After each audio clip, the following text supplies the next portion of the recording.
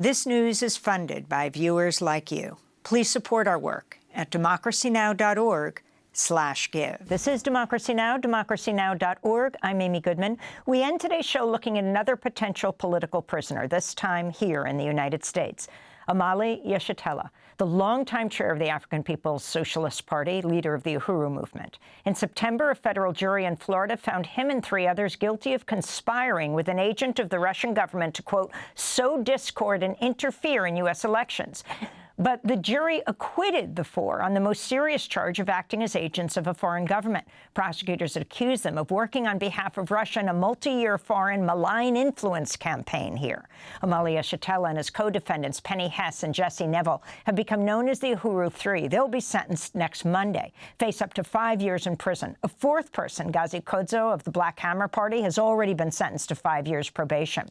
Yeshitela's lawyers had argued the government was targeting the African People's Socialist Party over its longtime criticism of U.S. policy at home and abroad. Omali Yeshitela is 83 years old. He joined me this week from Tampa ahead of Monday's sentencing. I asked him his response to the verdict and what he was charged with and acquitted of.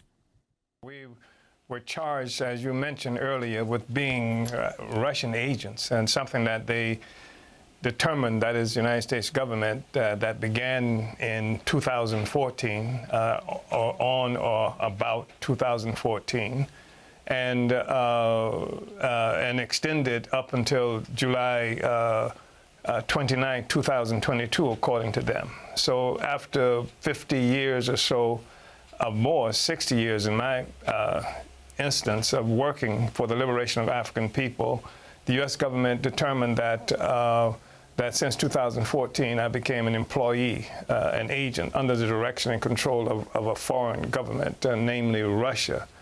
And then they charged me also, the 3 of us, Hess, Nevel, and I, with being, with conspiracy to work for a foreign government without registering with the Department of Justice, which was an extraordinary charge. And so after a week-long trial or so, the jury examined things that came from more than 2.5 million books in equivalency, 13 terabytes of information that they stole from our devices. A jury determined that we were not Russian agents, and which meant, of course, that they agreed that the only thing we'd ever done is work for the liberation of African people, on the one hand. On the other hand, they convicted us of conspiracy to do something that never happened. And the Russian agent charge carried with it a 10-year prison sentence. And the conspiracy charge carries us, the conviction carries the possibility of a 5-year prison sentence and $250,000 fine. So on December 16th, we'll be going to Tampa, Florida, and we want everybody to come with us to face sentencing for, as they said, conspiring to do something that never happened. You've long been known as an anti-war activist from Vietnam, Iraq, Afghanistan. In this case, they said that your activism against the U.S. being involved with Ukraine and Russia's invasion of Ukraine was working on behalf of Russia. Can you respond? Yeah, it's a ridiculous assumption. The fact is, our party has, against every notorious war that the United States government has been involved in, we concluded a long time ago the inability of the United States to engage in a just war.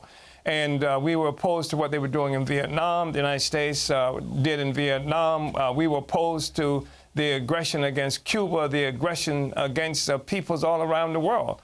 And this notion that somehow the Russians had to tell us to be opposed to what's happening in Ukraine is ridiculous for a number of reasons.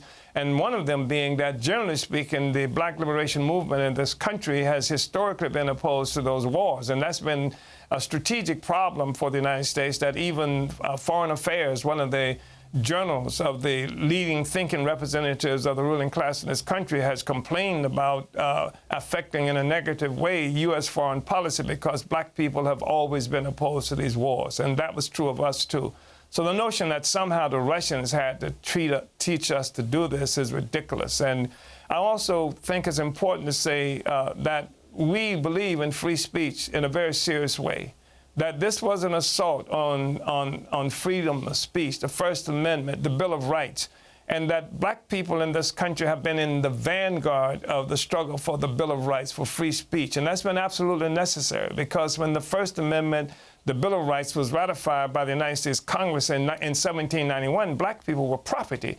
We had no rights to speak or do anything like that. So who else would fight harder for the right to free speech, the right for freedom of assembly, the Bill of Rights, than black people? And we've been in the vanguard, and so there's nothing that is new about that. And this assault that they're making on the Uhuru Movement, the African People's Socialist Party, is actually an assault on African people, our agency, our right to have freedom of thought, to convict us of thinking something, and what they say we think is up to their interpretation. So we didn't do anything, and that was the foundational charge. The jury said they didn't work for Russia, but they conspired to do something that never happened. So it's a thought crime that they have convicted us for, and we have fought it all along, and we continue to fight that. So talk about your years of activism. When we last spoke, you said you have attended other international conferences, for example, in Spain, where your expenses were paid by a Spanish NGO. And explain the comparison you made with going to a conference in Russia, and talk about the issues you've raised.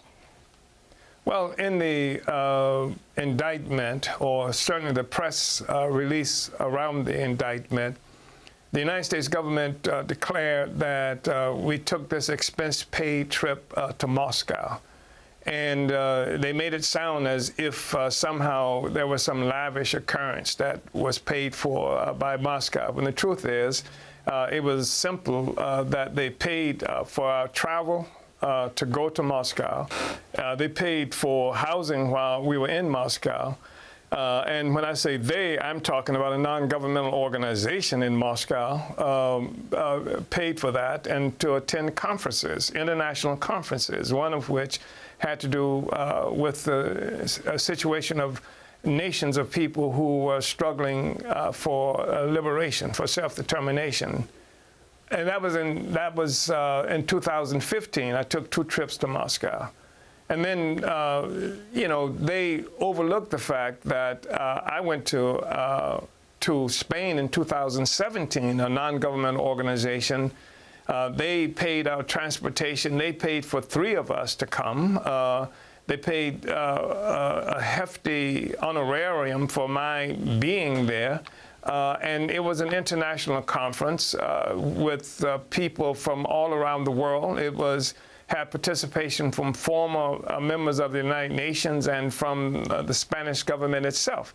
But that didn't matter. They wanted to take this Moscow thing and act like it was something peculiar. I've traveled to more than 15, 16, 19 different countries, if I'm not mistaken, throughout the world, and as well as to Big Mountain, where the Diné or Navajo people were under assault.